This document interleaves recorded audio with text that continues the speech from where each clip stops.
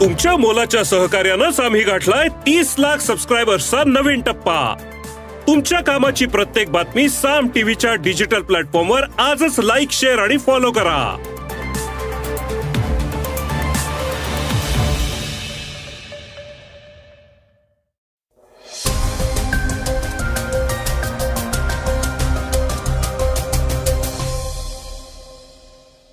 श्रोतेहो नमस्कार, मी अनिरुद्ध गत्रे आणि आपण ऐकत आहात सकाळ पॉडकास्ट। इस्रायलवर हमास या दहशतवादी संघटनेने हल्ला केलाय, त्यामुळे इस्रायलने युद्ध घोषित केलंय। त्याबद्दल ऐकूया पहिल्या बातमीत।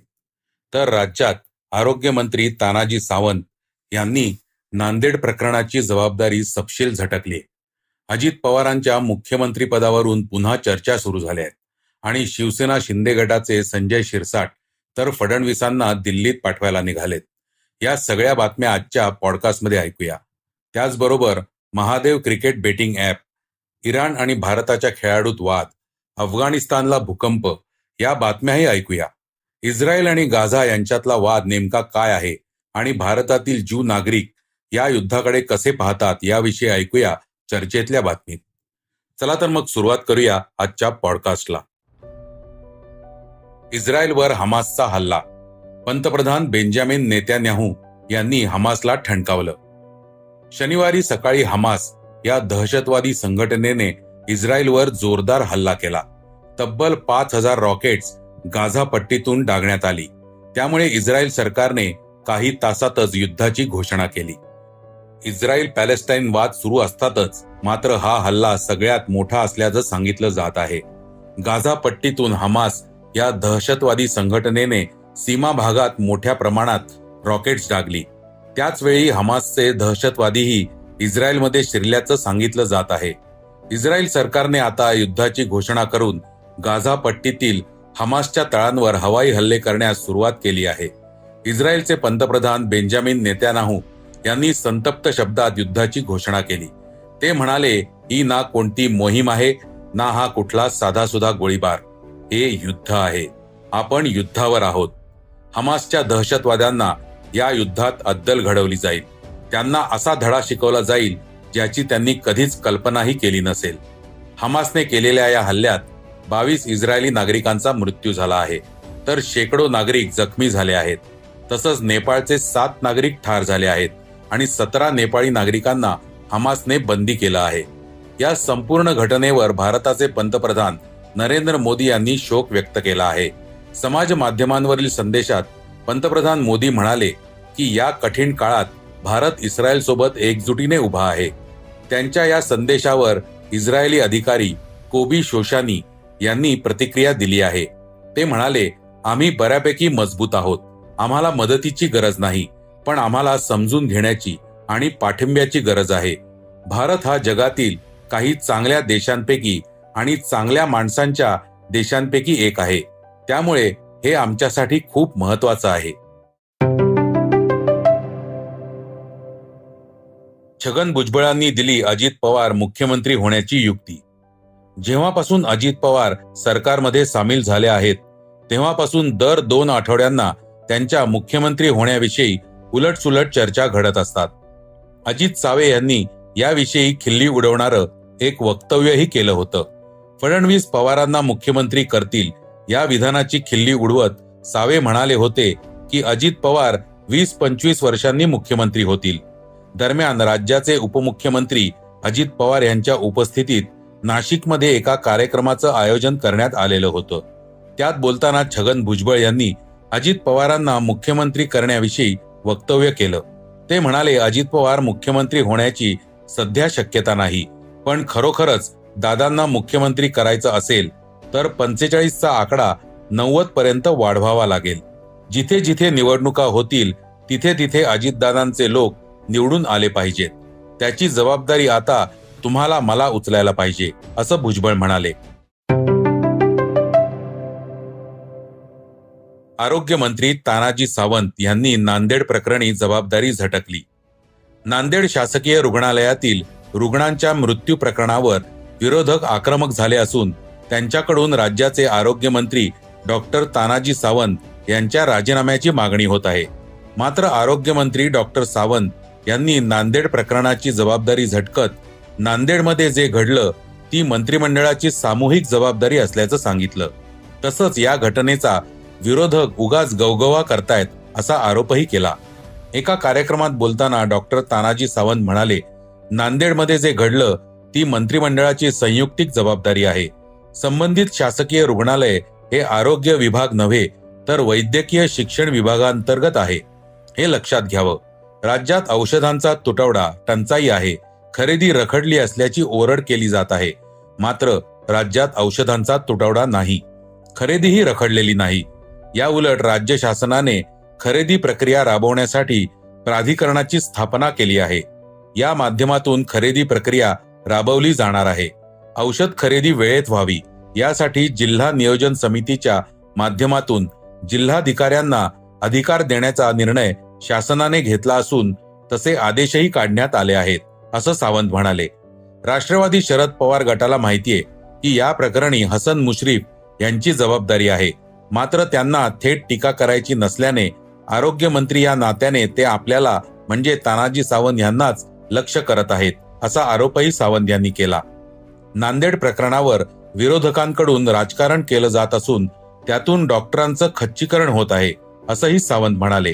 मात्र या तानाजी सावंत यांच्या सरकारमधील आमदार हेमंत पाटील यांनी रुग्णालयाच्या डीनना स्वच्छतागृह साफ करायला लावलं होतं. त्यावरून त्यांच्यावर डॉक्टरांचं मनोबल कमी करण्याविषयी जोरदार टीका झाली होती. शिवाय अॅट्रॉसिटी लावण्यात आली होती.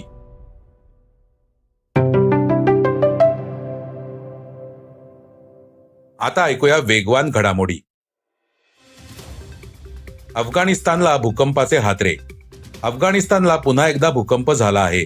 त्यात 14 लोकांचा मृत्यू झाला असून तब्बल 78 जण जखमी झाले आहेत. मागील काही दिवसातही अफगाणिस्तानात भूकंपाचे धक्के बसले होते. मात्र यावेळचा धक्का अधिक मोठा आहे अशी माहिती आहे. महादेव क्रिकेट बेटिंग ॲप प्रकरणी मलाही ऑफर आली होती, पण कंगनाचा खुलासा. महादेव बेटिंग ॲप हे प्रकरण सध्या चांगलंच चर्चेत आहे. रणबीर कपूर, कपिल शर्मा, हुमा कुरेशी आणि हिना खान, अमिषा पटेल, श्रद्धा कपूर, सोनाक्षी सिन्हा, इम्रान हाशमी, बोमन इराणी आदी कलाकारांवर ईडीची नजर पडली आहे. या ॲपची ऑफर आपल्यालाही आली होती, पण आपण ते करण्यास नकार दिला, असा दावा आता कंगना राणावतने केला आहे. आपल्याकडे 6 वेळा अधिकाधिक रकमेसह ही ऑफर आली, पण आपण त्यास नकार दिला, असं कंगना म्हणाली. यात अडकलेल्या कलाकारांना तिने आगाऊ सल्लाही दिला आहे. ती म्हणाली, हा नवा भारत आहे, इथे वेळीच सुधारा, नाहीतर बरोबर वठणीवर आणण्यात येईल. भारत आणि इराणच्या खेळाडूंचा मैदानावरच राडा. कबड्डीची अंतिम फेरी तासभर लांबली.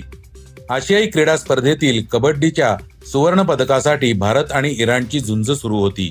या स्पर्धेत भारताने इराणच्या नाकावर टिच्चून सुवर्ण पदक मिळवलं. मात्र दोन्ही संघ 28-28 अंकांच्या बरोबरीत खेळत होते. खेळातील शेवटच्या काही क्षणात पंचांनी भारतासाठी दिलेल्या एका निर्णयावर इराणच्या खेळाडूंनी जोरदार आक्षेप घेतला आणि पंचांना सामना तब्बल तासभरासाठी स्थगित करावा लागला. शेवटी मात्र भारतानेच बाजी मारली आणि सामना जिंकला. फडणवीसांनी दिल्लीत जावं, शिंदे सेनेच्या संजय शिरसाटांचा सल्ला. शिवसेनेतील शिंदे गटाचे आमदार संजय शिरसाट यांनी एक वादग्रस्त वक्तव्य केलं होतं. फडणवीसांनी दिल्लीत जावं, ते चांगलं काम करत आहेत, पण कॅपॅसिटीचा भाग शिंदेंकडे असल्याने एकनाथ शिंदेंनीच महाराष्ट्र सांभाळावा, अशा अर्थाचं विधान शिरसाटांनी केलं होतं. मात्र हे विधान त्यांना चांगलंच भोवणार असल्याचं कळतंय. भाजप यावरून प्रचंड नाराज आहे. महायुतीच्या समन्वय समितीच्या बैठकीत शिरसाटांना चांगलीच समज दिली जाणार असल्याची चर्चा आहे. आता बातमी चर्चेतली. इस्रायल आणि गाझा यातील वाद काय आहे? इस्रायलवर हल्ला झालाय, पण मुळात गाझा पट्टी आणि इस्रायलमध्ये नेमका वाद तरी काय आहे, समजून घेऊया आजच्या चर्चेतल्या बातमीत. ज्या दहशतवादी संघटनेने 5000 रॉकेट्स इस्रायलवर डागली ती हमास आणि इस्रायल संघर्षाचा इतिहास किमान 75 वर्षांपासूनचा आहे. हा संपूर्ण वाद पश्चिम किनारा, गाझा पट्टी आणि गोलन हाइट्स यांसारख्या भागांवरून आहे. पूर्व जेरुसलेमसह या भागांवर पॅलेस्टाईनने दावा केला आहे. मात्र इस्रायल जेरुसलेमवरील आपला हक्क सोडायला तयार नाही. सध्या गाझा पट्टी हमासच्या ताब्यात आहे. 2005 साली इस्रायलने गाझा पट्टीवरून आपलं सैन्य मागे घेतलं. मात्र पुढे 2007 ला या भागावर मोठ्या प्रमाणावर निर्बंध लादले. अशा वेळी पश्चिम किनारा आणि गाझा पट्टीमध्ये स्वतंत्र पॅलेस्टाईन राज्य स्थापन करावं अशी पॅलेस्टाईनची मागणी आहे, जी इस्रायलला मान्य नाही. यामुळे हा संघर्ष उफाळला आहे. नुकतंच अल अक्सा मशिदीत इस्रायलमधील ज्यू लोकांनी केलेल्या प्रार्थना आणि धार्मिक अधिष्ठानामुळे या संघर्षाला पुन्हा तोंड फुटलं. दरम्यान इस्रायल आणि हमासच्या या युद्धात परिणाम तेथील नागरिकांवर होणार आहे. भारतातील एक ज्यू तरुण शोफेत आवासकर याचेही काही नातेवाईक इस्रायलमध्ये राहत आहेत. तेथील लष्करात सहभागी आहेत. शोफेत या सगळ्याकडे कसे पाहतो ते पाहूया. शालोम, मी शोफेत आवासकर, अलिबागवरून. आमचेही काही नातेवाईक इस्रायलमध्ये आहेत. त्यामुळे आज गाझा पट्टी हल्ला आणि त्यानंतर युद्धाची बातमी ऐकल्यानंतर काळजी वाटते आहेच. सध्या आम्हा ज्यू समाजाचा सिमखत तोरा हा सण सुरू आहे. त्या काळात असा हल्ला होणं हे अत्यंत दुर्दैवी आहे. पण मला एक माहिती आहे की इस्रायली सरकार तेथील नागरिकांची उत्तम काळजी घेईल. तेथे प्रत्येकाच्या घराखाली एक बंकर असतो. इमारतींनाही अशा प्रकारची सुविधा असतात. जेव्हा युद्धसदृश्य परिस्थिती निर्माण होते तेव्हा नागरिक त्याचा वापर करतात.